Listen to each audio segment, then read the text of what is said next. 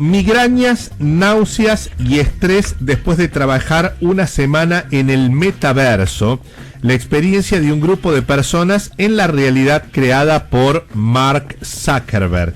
Enseguida vamos a hablar de qué se trata esto del metaverso, que no es metaverso nomás, no, tiene que ver con la tecnología y con estas nuevas tendencias que hay respecto de la tecnología. Y este es un resultado de un estudio de una universidad alemana que reveló los problemas que trae trabajar días enteros conectados a la virtualidad. El concepto de metaverso apareció en la escena proclamado como el espacio que llegaría para modificar la vida de las personas y de ciertas formas sincerarlas en la digitalización que se desarrolla año tras año. Ha sido ampliamente festejado por los fans, pero, ojo al piojo, hay que tener en cuenta que no todo es tan lindo ni tan beneficioso como se lo ha pintado. Joan Quake es divulgador especialista en tecnologías emergentes y sociedad, autor de El Dilema Humano y 7R, gerente de marketing para Latinoamérica en Mytronics, y además está en una escuela de negocios. Joan, ¿cómo te va? Gracias por atendernos. Muy buenas tardes, Mario, ¿cómo están? Bien, gracias por el espacio. Bueno, antes que nada, ¿qué es el metaverso? A ver, el metaverso como concepto nace en la ciencia ficción, como un concepto de ciencia ficción a principios de la década del 90, y de mí, a ver, es hasta casi un tema hasta filosófico, ¿no? Pero para poder comprenderlo es esta propuesta que tienen los grandes grupos de tecnología de que la virtualidad quede por fuera de las pantallas físicas que estamos acostumbrados, ¿no? Que quede por fuera de los celulares, por fuera de las computadoras, por fuera de los tablets, y básicamente son espacios virtuales mucho más inmersivos de los que hoy en día estamos acostumbrados. Uh-huh. ¿Por ejemplo? No, estamos asociados a lo que es la realidad virtual. La tecnología fundamental es la realidad virtual. Habrán visto estos cascos que cada vez son más populares, ¿no? Principalmente desde el año 2015, que nos permiten de alguna forma hacer una inmersión, entre comillas, cuyos estímulos visuales y auditivos son mucho mayores a los que hoy en día estamos acostumbrados. Para poder comprender, imaginémonos que podríamos tener una especie de casco mágico que nos pueda transportar a un tiempo, a un espacio determinado, ¿no? Uh-huh. Y cada vez más, de alguna forma, esto está disponible. Es importante comprender que no es algo nuevo, está en constante desarrollo. También este concepto se empezó a conversar cada vez más a fin del año pasado, cuando Facebook cambia su nombre a Meta. Me refiero al grupo de compañías, no a la red social, sino al grupo de compañías. Y básicamente es esta experiencia que ellos tratan de imponer un entorno mucho más inmersivo, ¿no? Vuelvo a este concepto que es importante para empezar a comprenderlo. Claro. ¿Y qué es lo que tendríamos que tener en cuenta frente a esta realidad, que es una realidad que por otra parte va creciendo, digamos? ¿Cuál es el impacto que tiene sobre nosotros? A ver, María, yo primero de todo lo que quiero aclarar es que hoy en día estamos viviendo una realidad paralela mediada por redes sociales y pantallas, ¿no? Es decir, ¿quiénes somos? ¿Somos los que publicamos en Instagram, totalmente recortados, o somos los que somos en realidad, ¿no? Porque hay una brecha muy grande en ese sentido. Lo que me parece importante entender es como con cualquier adopción tecnológica, es los límites, los usos y los abusos, ¿no? De ese tipo de tecnología. Básicamente es importante comprender que esto sigue evolucionando y a ver, yo trato de no demonizar ni hacer una apología a favor, ¿no? Porque muchas veces lo que pasa con la tecnología es hay una resistencia absoluta o hay una fascinación absoluta, ¿no? Como pensando en las posibilidades que nos trae ese tipo de tecnología. A ver, los metaversos de alguna forma son los que experimentamos hoy en día, pero con entornos más inmersivos, ¿no? Pensemos cuántas cosas de nuestra vida pasan atravesadas por teléfonos celulares hoy en día, o por tecnología en general. Esto es una propuesta que de alguna forma sea mucho más inmersivo. Claro. El tema es cuál es el límite del exceso y cuál es el límite del no exceso, ¿no? Digo, como para poder autocuidarnos. A ver, y eso lo mismo pasa con hoy en día con las redes sociales, me parece. ¿Cuál es el límite o por ejemplo, cuáles son los límites entre la vida pública y la vida privada, o qué tipo de vínculo estamos construyendo, ¿no? Cuando quizás simulamos presencias constantemente, pero el contacto físico o el contacto cara a cara queda como un segundo plano. Uh-huh. Entonces, me parece que hoy en día es totalmente traspolable y es un debate que hoy en día tenemos vigente hoy en día, que es un dilema humano que hoy en día tenemos en cuanto a hasta dónde y de qué forma usamos la tecnología que se nos está presentando, ¿no? Porque esto, como ustedes comentaban al principio, se va cada vez más avanzando y darle batalla a la tecnología no tiene mucho sentido porque la tecnología va a seguir creciendo constantemente. Claro, el tema es eso no lo podemos modificar porque además va creciendo. El tema es que sí podemos modificarnos nosotros frente a ese crecimiento, tomar los recaudos necesarios para que en vez de hacernos mal nos favorezca. Sí, a ver, yo creo que hoy en día ya estamos viviendo en un metaverso de alguna forma, por el trabajo remoto producto que tuvimos de la pandemia, porque todos nosotros tenemos una especie de avatar digital que son nuestras cuentas de redes sociales, ¿no? Porque cada vez más repensamos la forma de digitalizar las cosas que nos rodean, ¿no? El dinero, la educación, ¿no? Entonces, hoy en día tenemos clases virtuales, tenemos hoy en día trabajo remoto, compras virtuales, ¿no? Comercio virtual.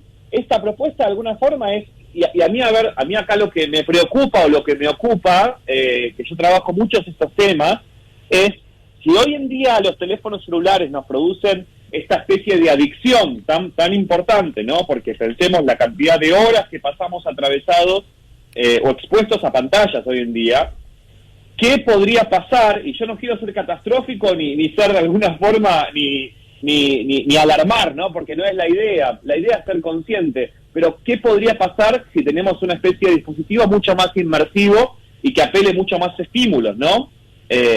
Y creo que hoy en día eso es un debate importante para poder plantear con ese tipo de tecnología y con cualquier tecnología, porque hoy en día vivimos rodeados de nuevos avances técnicos que están todo el tiempo cambiando nuestra vida cotidiana. Claro. Joan, ¿cómo estás? Laura te saluda. Hola, Laura.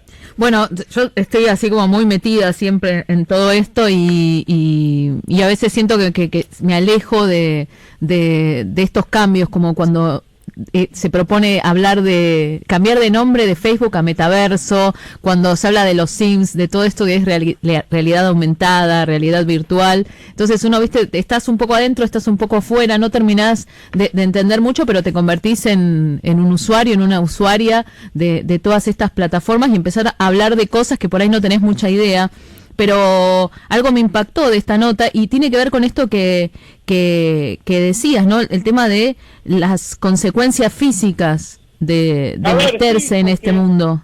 Laura, es importante comprender, y acá es excelente tu punto, por un tema también de que seguimos siendo humanos, ¿no? Seguimos teniendo recursos biológicos limitados, ¿no? Imaginémonos que nuestro cerebro, nuestro cuerpo, tiene una especie de memoria RAM, ¿no? Tiene una especie de memoria que nosotros le vamos cargando, vemos artículos, leemos noticias, vemos videos graciosos, hablamos con amigos, estamos expuestos a estímulos permanentemente, ¿no? Recibimos mail del trabajo, recibimos grupos de WhatsApp y lo que fuese, y nos vamos como agotando los recursos biológicos que tenemos. Es como que esa RAM se sigue cada vez más consumiendo.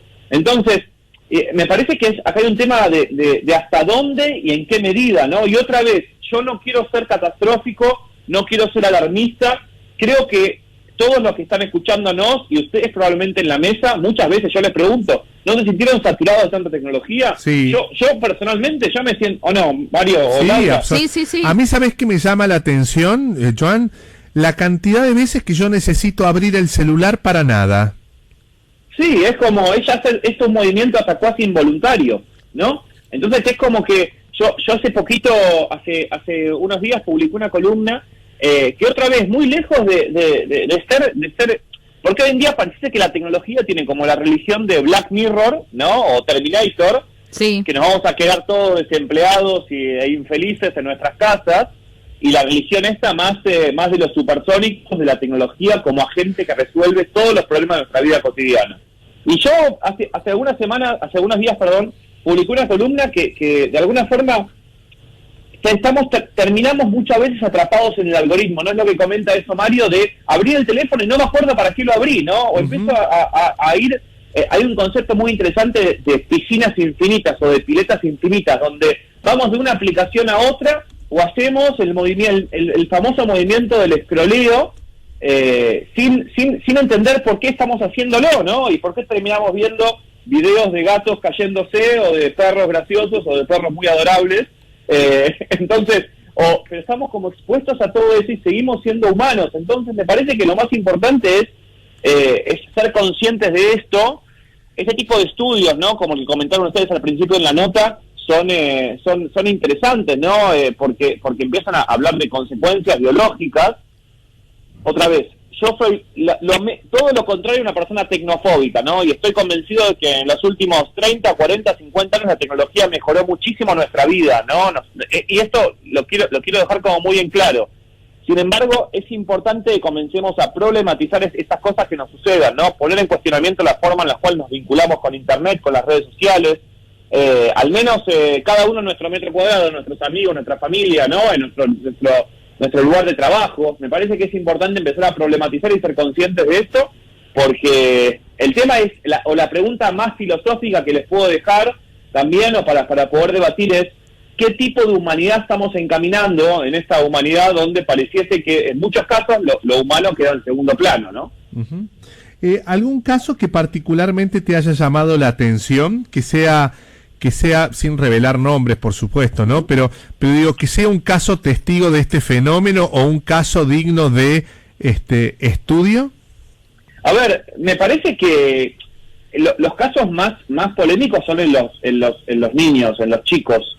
Hoy en día hay estudios, muchos estudios, hay decenas de estudios que de alguna forma lo que demuestran es que un like en una red social para chicos entre 12 a 15 años libera la misma cantidad de dopaminas que un abrazo, ¿no? Entonces muchas veces cuando como que no le damos la importancia que requieren a las cosas, a las interacciones virtuales, ¿no? En la realidad virtual pasa muchísimo esto de la latencia, de los problemas de salud, ¿no? De estar tantas horas expuestos, que me imagino que cuando hace 30 o 40 años, cuando empezaron a masificarse las computadoras personales y los teléfonos celulares hace 20 años, me imagino que pasaba lo mismo, ¿no? Porque el ser humano no estaba acostumbrado a estar tanto tiempo frente a pantallas, o de hablar con decenas de personas por día, ¿no? O de estar expuestos a miles de videos todo el tiempo.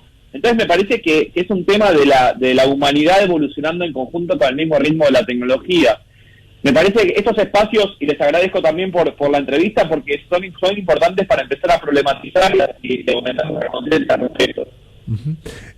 No se habla casi de esto, y la gente cuando se entera lo que vos hacés y lo que estudiás y a lo que te dedicas, ¿cuáles son las consultas más frecuentes que te hacen? Las preguntas de cajón.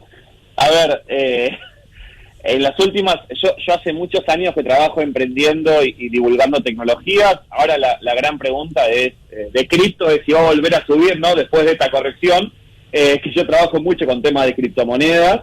Y yo suelo hablar mucho de lo que nos pasa a nosotros como humanos, ¿no? Y se los dice alguien que hace años viene trabajando en lo que es divulgación técnica y científica, ¿no? Entonces, habitualmente me miran un poco raro, ¿no? Cuando hablo de la especie humana o del lado más humano en tanta evolución tecnológica, habitualmente me miran un poco raro. Así que nada, pero me parece que es importante empezar a problematizar, aumentar nuestra conciencia y usar la tecnología de forma crítica, ¿no? Ajá. Pero ¿qué es lo que te consultan particularmente? No, a ver, que hay que estudiar en entornos de tanto nivel de incertidumbre, que hay que estudiar en entornos de tanto nivel de volatilidad, ¿no? O de cambio tan dinámico. Y yo lo que suelo responder es que no hay que tomar posturas extremas, ¿no? Hay que hacernos más preguntas que empezar a dar respuestas. Me parece que eso es importante, empezar a cuestionar mucho más, a debatir mucho más, a hablar más de esto. Y de alguna forma yo creo que la duda es nuestro motor del conocimiento. Tenemos que dudar mucho más. La certeza nos termina estancando, ¿no? En nivel de conocimiento. Entonces, yo suelo trabajar un poco bastante con esa línea y trato de expresarlo en mis redes, en los libros, en las clases que dicto, en las conferencias. o en las columnas que escribo habitualmente. Ajá. ¿Y cómo te cuidás vos?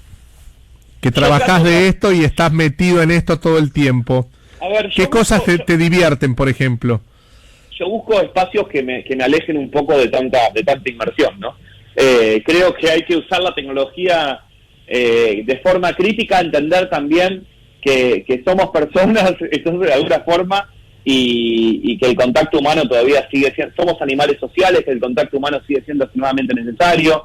Me encantaría poder después, la próxima entrevista, hacerla presencialmente, porque hay muchísimos gestos, hay muchísima corporalidad, ¿no? Y hay muchísima expresión, ¿no? Que de alguna forma se agrega en ese sentido. Así que, de mi parte, hago deporte, me junto con amigos, con familia. Trato de respetar también el uso y el abuso del teléfono, ¿no? ¿Cuántas veces fuimos a comer con algún amigo o con nuestra familia y estaban con el teléfono delante nuestro? Que a todos nos termina pasando. No estoy diciendo que nunca me pasó a mí, ¿no? Pero es como que esto hay que empezar a hablar de estos problemas, ¿no? Que nos suceden, porque si yo estoy conversando, ¿no? Con vos, Mario, con vos, Laura, y tengo el teléfono delante mío, estoy enviando como una señal indirecta de lo que sucede ahí. Va a ser más importante la persona que tengo enfrente. Claro. Entonces, respetemos los tiempos, ¿no? Estamos en un mundo donde pareciese que nada es a largo plazo, ¿no? Todo es a corto plazo, y que las cosas, estamos obsesionados, ¿no? Parece que estamos obsesionados por el mensaje y no por el canal, ¿no?